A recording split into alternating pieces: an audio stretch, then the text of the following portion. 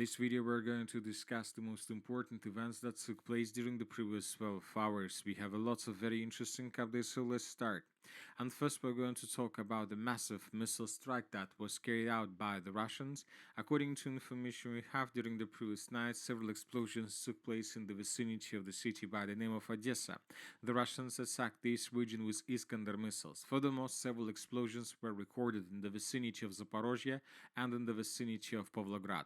But when talking about massive missile drone strike, the biggest number of drones the Ukrainians recorded in the vicinity of the city of Kiev.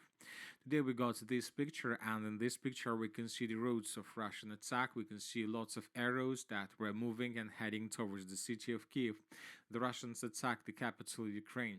We have a lot of videos how the Ukrainians were trying to bring down Russian drones and missiles with air defense, but telling the truth, it seems that Ukrainians have almost nothing in this area when talking about air defense, or the Ukrainians were trying to allow the Russians to deal as many as possible damage to the city of Kiev for the purpose to use this information later, for example, to show this, let's say, damage and consequences to the Western countries and to European Union, and to blame Russia that the Russians are trying to ruin this negotiation process. So these are the pictures that we got from Kiev during the previous night. Obviously, we have lots of pictures with lots of explosions, lots of fire. So obviously, these pictures would be used by the Ukrainians probably to increase the pressure on Russia. I'll remind you that during the previous days, the Ukrainians carried out their own massive drone strike all over the entire territory of the Russian Federation. Lots of drones. The Minister of Defense of the Russian Federation reported that Ukrainians used more than 1,000 drones, and more than 700 drones were used deep inside of the territory of Russia. And the Minister of Defense of the Russian Federation and the Foreign Minister reported that Russia will give an adequate response to massive terrorist attack by the Kiev region. The Ukrainian drone attacks in May were carried out to disrupt the Russian-Ukraine negotiations that had begun. And this is exactly what the Russians were talking about, these strikes in Kiev. And once again, the prisoner exchange process began yesterday. This is a part of a huge, big exchange process on formula of 1,000 for 1,000. First day ended, and as a result of the first day of exchange, the Russians and the Ukrainians returned back around 270 prisoners of war and around 120 civilians. And according to information we have, the Russians and the Ukrainians are going and are planning to continue this process today and tomorrow. This is very important because today we got very interesting statement also from Sergei Lavrov, the foreign minister. He reported that Russia will be ready to hand over to Ukraine a draft document on the settlement of the crisis as soon as the prisoner exchange is completed.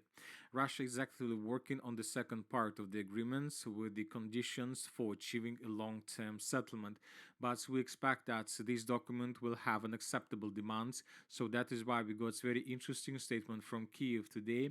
Today, very popular deputy of Ukraine reported that we are not going to see any settlement of the conflict this summer. The Ukrainians reported that Russia is preparing a new offensive by the fall. So the Russians haven't started completely the summer offensive, but the Russians began preparation for the fall offensive. And negotiations are possible no earlier than in November. If you ask my opinion, I trust this statement because summer and autumn, early autumn, is the best time for any actions, for any offensives. And during this period of time, the Russians are able to take as many as possible territories. Because during November, December, January, and February, most likely we're not going to see any activities. It is very difficult to carry out any offensive during this period of times due to heavy losses.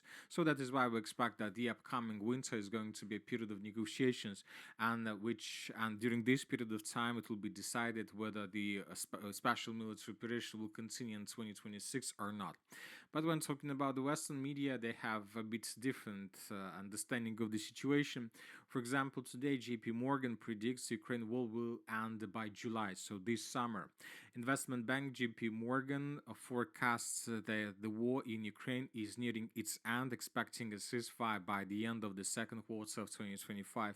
But according to JP Morgan, most likely Ukraine will lose this war and Ukraine will return back into the sphere of influence of the Russian Federation. Federation.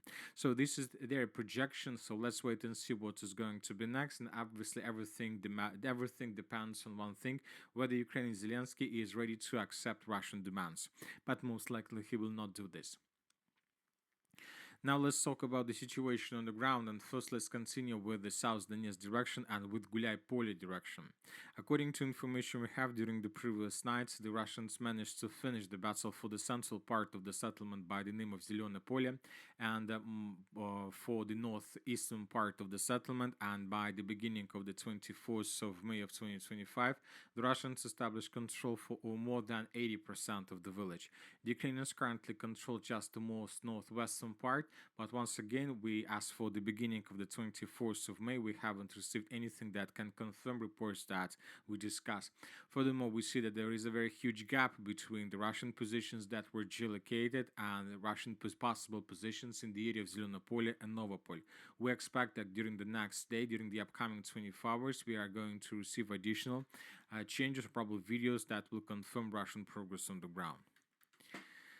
Now let's move further. Let's talk about the Kamar direction, where the Russians continue their offensive operation. I'll remind you that yesterday, according to information we have, the Russians, as a result of offensive operation, managed to establish complete control over the settlement by the name of Odradne.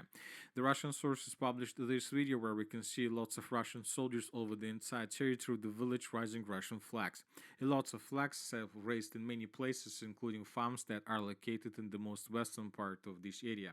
So based on this video, we have adjusted the map, completely coloring this territory in Russian favor yesterday, and today several mappers reported that the Russians continued their offensive operation further in the northwestern direction, and as a result of offensive managed to improve their positions and to take several tree lines under complete control. So this information was confirmed and provided by neutral mappers and by pro-Russian resources. As for pro-Ukrainian resources, they still haven't provided us anything about the situation on the ground. Another important thing that, as you can see according to this map, there are not so many trenches, fortifications in this pocket, which means that most likely the Russians, without any barriers, will be able to move further in the western and northwestern direction. They will be able to get as close as possible the settlements of Kamar, Zaporizhzhia. Furthermore, we expect that the Russians will turn their attacks in the northern direction with the purpose to outflank the settlement of Alexeyevka from the west. At the same time, during the previous days, we continue receiving reports that the Ukrainians counterattacked the village of Bogatyr from the north and from the northeast. As of the beginning of the 24th of May of 2025, we still haven't received anything that can confirm this, just several statements from several pro-Ukrainian resources, but Ukrainians are saying that they managed to restore control over the most northern part of the settlement. We don't think that this is something like counter-offensive operation with this purpose to establish complete control over the city of Donetsk. Obviously, this is just some maneuvers from the Ukrainian side with the purpose to slow down the Russians and not to allow them to move so fast in the direction of Kamar, because if Kamar falls, this is going to be a completely different picture for the Ukrainians. Furthermore, and at the same time, the armed forces of the Russian Federation continue advancing from the north in the direction of the village of Alexeyevka that is located into the south of the settlement of Bogdanovka. Today, pro-Russian resources published this video, and in this video we can see once again another video with Russian soldiers that were moving through the village of Bogdanovka and raising Russian flags. So this is another proof that the settlement was taken by the Russians. I'd remind you that the Minister of Defense of the Russian Federation reported that the village of Bogdanovka was taken by the Russians probably 2 or 3 weeks ago, but since that moment we haven't received anything that can confirm this information, and just 3 weeks later the Russians published video with Russian flags. So we are not adjusting anything, because once again the Minister of Defense reported about this victory a long time ago, and now we see that we have proofs as well. So the Russians are going to move further, obviously, in the southwestern direction, and most likely the Russians will try to outflank the settlement of Goryokhova from the south and from the southwest with the purpose to force the Ukrainians to fall back from this area as well. So the Russians are about to answer the Dnipro region on multiple directions, and the Russians are about to take this part of the Donetsk region under complete control. So we believe that the Russians are going to intensify their offensive here. Now let's move to the N32 road. So we are talking about the foothold between the Pokrovsk agglomeration and the Konstantinovka agglomeration. The Russians continue improving their positions, but obviously the Russians are slowing down. They're not moving so fast as they used to move probably 2 or 3 weeks ago. The Russians are fighting, trying to improve their positions, and this is exactly not the offensives carried out by the Russians with the purpose to take additional territories under complete control. These are maneuvers with the purpose to take under complete control this dense network of fortifications. As you can see, there are lots of trenches, strongholds, very small, in this area that the Russians are trying to take under control. So what we have fast for the morning of the 24th of May, we got report that the Russians managed to establish complete control over the settlement by the name of Malinovka. So most likely today, the Minister of Defense of the Russian Federation will confirm this information. So this is approximately the territory that was taken by the Russians by the morning. And now we see that Ukrainians that are currently located in this pocket were completely caught by the Russians in Koldern, if there are still Ukrainians. So either there are Ukrainians or the Ukrainians have already abandoned these positions towards the village of Nikolaevka. So if the information with Malinovka is correct, we expect that during the next 24-48 hours, the Russians will maintain the lines and will shorten the lines along this red line, and they will take this pocket under complete control. So we expect this progress on the ground exactly in this area. If the Russians are able to do this, this is going to be the beginning, official beginning of the battle for the settlements of Nikolaevka and Novoekonomichna, and these settlements are the primary target for the Russians. If the Russians can take control or answer these, let's say, settlements, this is going to be the beginning of the biggest disaster ever for the Pokrovsk agglomeration. This is going to be the beginning of the battle for this stronghold. Now let's move further and let's talk about the northern flank of this N32 road direction. According to information we have, the Russians improved their positions along the road between this, let's say, N32 road and further in the northern direction to Vladimirovka. So let's compare the map. This is the situation, for example, by the end of the 23rd of May of 2025, and this is the situation by the beginning of the 24th. So these territories were taken by the Russians according to several resources, according to neutral mappers. As for the Kliban-Byrsky pocket itself, during the previous night, nothing special. Very heavy clashes, obviously, but nothing special.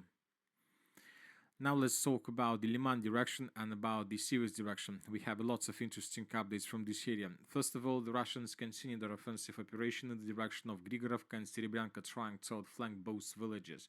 And today we got another very important video that was published by the Russian sources. We're talking about this one.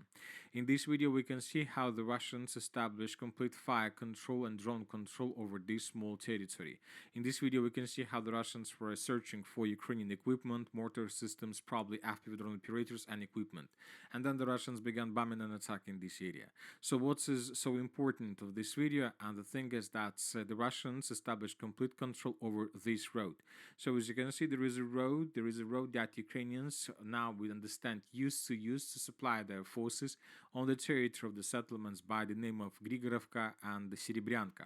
And now we see that the Russians have complete control over this territory, and we expect that the Russians are going to continue offensive operation further, let's say to the north of this Vizova, with the purpose to establish control over these tree line and these trenches, and something like this the Russians most likely will try to establish during the next probably 2-3 weeks. And if the Russians are able to take this territory under complete control, this road would be cut not just by drones but also physically, and this will allow the Russians to reduce the quality of Ukrainian logistics in Serebryanka and Grigorovka, and at the same time we see that the Russians are advancing in this area.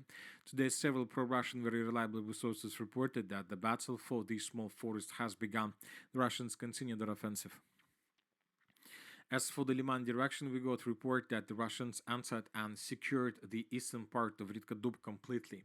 Today, this information was confirmed by neutral mappers and by pro-Russian resources, which means that the battle for the eastern part ended, and now the clashes are taking place in the central part of Ritka-Dub. So this means that we are entering the final phase of the battle for the settlement. If Ukrainians lose control over the village of Ritka-Dub, the Russians will be able to begin offensive operation in the southern direction towards the city of Liman.